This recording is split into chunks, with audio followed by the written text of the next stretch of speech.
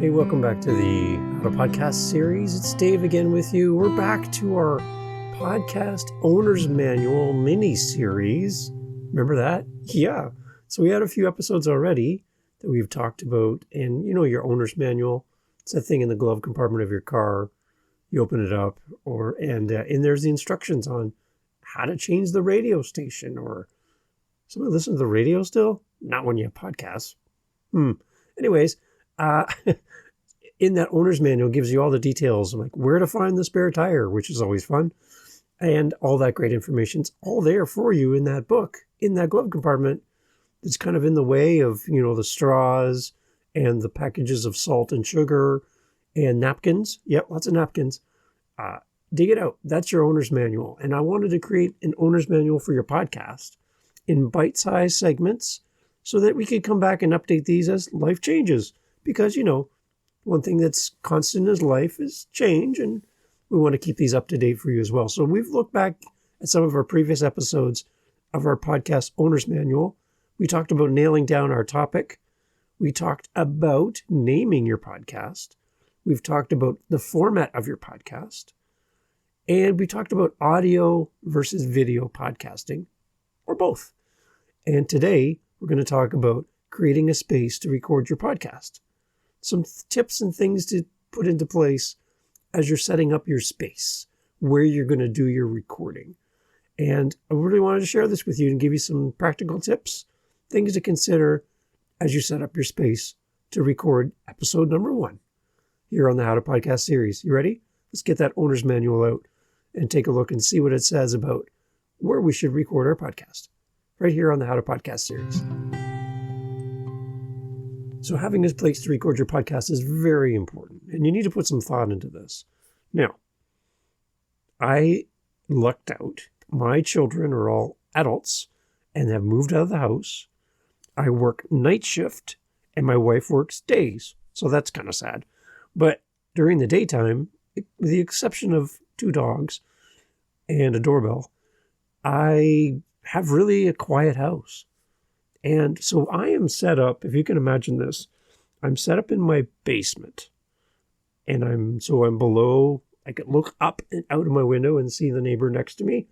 And he cuts his grass every Monday at 9 a.m. Keep that in mind. But I'm in the basement. I have carpeted floors. I'm surrounded by couches, blankets, cushions, a lot of soft surfaces. Not a lot of hard surfaces. So if I clap my hands, there's not a lot of echo in my space. It's kind of a dead space. So there's some of the things to think about as you create your space. You want to get away from your bathroom, for example. If you were to go into your bathroom and shut the door and then clap your hands. Now, a lot of people are going to think you're strange for going into the bathroom and clapping your hands, like what the heck is going on? But it's a good example of hard surfaces and that echoey sound, okay? The sound bounces all over the place. It's why you sound so good when you sing in the shower, by the way. But that's kind of an example of what you don't want. You don't want that sound to bounce around. You want that sound to be deadened by what you have around you to kind of help you as a podcaster. So I have 5 things to consider as we talk about setting up your space for recording. And let's jump into it right away, okay? Here we go. Number 1, find a quiet location. So it's really important to find a space that is quiet as possible to minimize background noise in your recordings. This could be dedicated recording studio or a quiet room in your home, a closet with your clothes hanging up in the closet. It seems really weird to go in the closet and shut the door with your microphone and record your podcast there. But if that's your quietest space in your place, awesome. If you live downtown and there's fire trucks and police cars and cars honking and people yelling, that's going to be difficult to find a quiet spot. If you have small children that like to use the heels of their feet to run across the floor above you as you sit below in the basement, that's going to be hard to edit. So you need to pick a time and pick a quiet location to record your show. Put some thought into this. And the more you can create a quieter place, the easier it will be for editing. Do the work up front, and it'll save you a lot of time. And if you're hiring somebody, a lot of money in editing. So try that right away, okay? Find a quiet space in your house and try it out. See how it sounds. So number 2, invest in good equipment. Okay, so episode 1 of your podcast, and in those first few episodes, you can record with what you have. So if you have a phone, you can record with your phone and get pretty good quality sound. Our phones are getting better and better all the time. So if that's the best that you have and equipment is keeping you from starting your show, start your show with your phone. You have my permission. What I challenge you to think about, though, is how you can invest in better equipment to make your podcast sound great. I play guitar, and I can go to my local pawn shop or thrift store and pick up a $25 guitar, but it's going to sound like a $25 guitar because that's what it is. I have 9 guitars, and my wife will shake her head as I say this. I have 9 guitars, and none of them are $25 each. I can tell you that for sure. And if my wife tried to sell them for $25, I would be quite upset.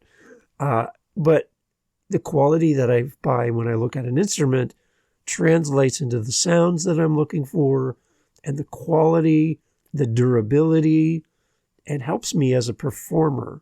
When I jump on stage, I know I have good gear that I can trust. It's going to work every time. The key here, though, is remember you don't have to break the bank. And don't go buy a bunch of gear before you hit record, before you start your podcast. You don't need to spend thousands of dollars, and the gurus will send you to their clickable link where they earn a profit, a little piece of the pie. When you buy through their link, they're going to send you and get you to buy stuff that you may or may not need. Let's be honest. You don't know what you need until you need it, okay? So be very careful on somebody trying to sell you some big package, thousands and thousands of dollars of equipment you don't even know how to use, okay? But you do need to invest in some good equipment. I would suggest that if you're going to record into your computer, is what I'm doing right now. I have a PC, and I have a USB mic on a mic stand because I'm a musician, I have microphone stands all over my house. And I have my mic on my mic stand, and that's it. It's a $15 mic stand, approximately less than $60, $65 microphone, plugged directly into my computer, and I'm recording into Audacity. And Audacity is free. That's what you're hearing right now. And if this sounds okay to you, this is what you can start with, okay? You can do this. You can record on your laptop. But I would suggest a USB mic is the most simplest way to get your voice out of your head and into your computer. Okay, plug it in, it's all done. Real simple. You don't have to spend a lot of money. Okay, and if you need help, reach out. I'll show you what I use. And if it works for you, great. Okay, so invest in good equipment. I would also suggest headphones that are not Bluetooth, but wired headphones. You know, the old school ones with that wire that plugs into your computer. It's a good idea to have headphones so you can hear yourself and hear your guests. Okay, so a microphone and some headphones. Number 3 is called a pop filter. So if you can imagine a pair of nylons stretched over a round circle in between your words that come out of your mouth and your microphone. It's called a pop filter because it basically spreads out any P's or B's so that they don't, the force of those words coming from your mouth don't go directly into the microphone. It kind of diffuses it, breaks it up, and a protection layer between your voice and your mic. It's really nice to have a pop filter, and you can avoid all those loud P's and bees, which really can hurt your audience's ears if you don't have this under control. Okay, so a pop filter is a device attaches to your microphone stand and helps to reduce the popping sounds. Okay, so that's something you definitely should have. And again, they're not very expensive. You can find them on Amazon. Number 4 is to consider your acoustics. The acoustics of your recording space can have a big impact on the sound quality of your podcast. Try to find a space with good natural acoustics, or consider adding soundproofing materials to the recording space to reduce echo and unwanted sounds.